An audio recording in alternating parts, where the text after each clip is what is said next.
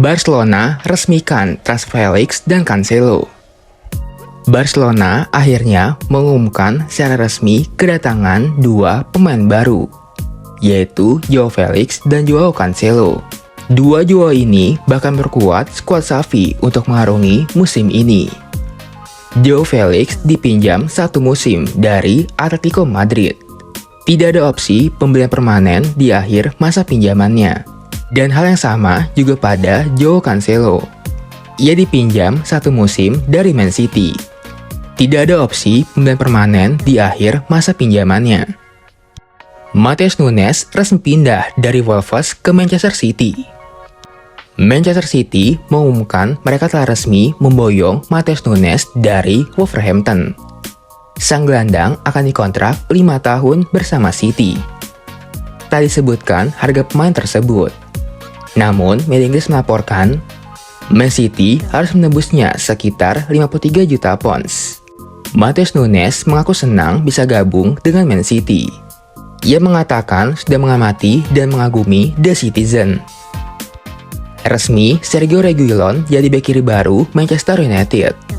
Manchester United resmi mengumumkan pemain baru mereka di deadline day transfer musim panas kali ini. Setan Merah resmi memperkenalkan Sergio Reguilon sebagai bek kiri baru mereka. Sergio Reguilon bergabung dengan MU dengan status pinjaman dari Tottenham Hotspur hingga Juni 2024. Reguilon mengaku sangat bahagia bisa gabung dengan MU.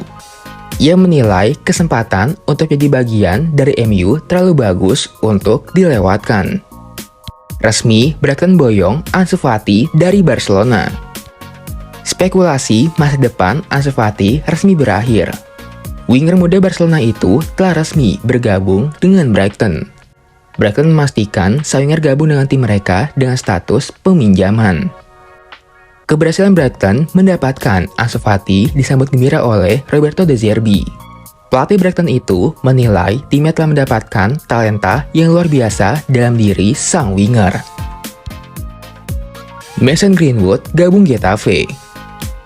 Mason Greenwood akan melanjutkan karirnya di Spanyol. Greenwood dipinjamkan MU ke tim La Liga yaitu Getafe. MU memutuskan bahwa Greenwood tidak akan main lagi untuk mereka meski kontraknya masih 2 tahun lagi. Pada hari terakhir transfer musim panas, MU menyampaikan bahwa Greenwood akan dipinjam selama 1 musim ke Getafe. MU pinjam Sofyan Amrabat dari Fiorentina. Manchester United akhirnya mendapatkan Sofyan Amrabat dari terakhir transfer musim panas. Amrabat gabung dan status pinjaman dari Fiorentina. Gelandang Maroko itu akan memperkuat MU selama 1 musim. Tawaran mereka untuk minjam Amrabat sempat ditolak oleh Fiorentina, yang cuma tertarik untuk melepas secara permanen. Resmi, Luka Jovic gabung AC Milan. AC Milan resmi mendatangkan Luka Jovic dari Fiorentina. Striker Serbia itu diboyong selama semusim sampai 30 Juni 2024 mendatang. Diyakini Bojan Jovic telah menawarkan kliennya ke Milan selama beberapa bulan terakhir. Awalnya Milan tak tertarik, tapi pada akhirnya mereka tak punya banyak pilihan. Bergabung dengan Milan jadi angin segar bagi Jovic. Striker Serbia itu belum pernah bermain untuk Fiorentina selama pramusim kemarin. Dia tak masuk dalam rencana pelatih Vincenzo Italiano. Inter Milan resmikan transfer Davy Klaassen. Inter Milan meresmikan transfer Davy Klaassen dari Ajax. Disebutkan bahwa Inter boyong Klaassen secara permanen. Gelandang senior Belanda itu menekan kontrak pendek berdurasi 1 tahun. Tentu dengan opsi perpanjangan. Pergerakan Inter untuk transfer Klaassen terbilang cukup cepat. Rumornya baru terdengar kemarin. Dan hari ini Klaassen sudah berada di Milan untuk menjalani tes medis. Jonny Evans tekan kontrak setahun untuk Man United.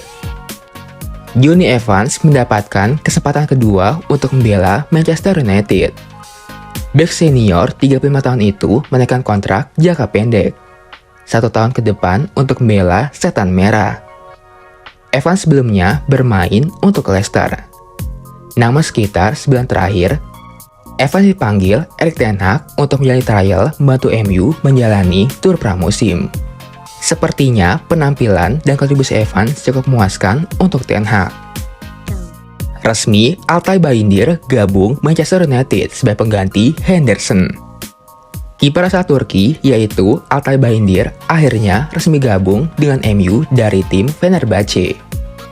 MU menyampaikan bahwa Bayındır dikontrak selama 4 tahun ke depan. MU juga punya opsi memperpanjang masa kerjanya selama 1 tahun.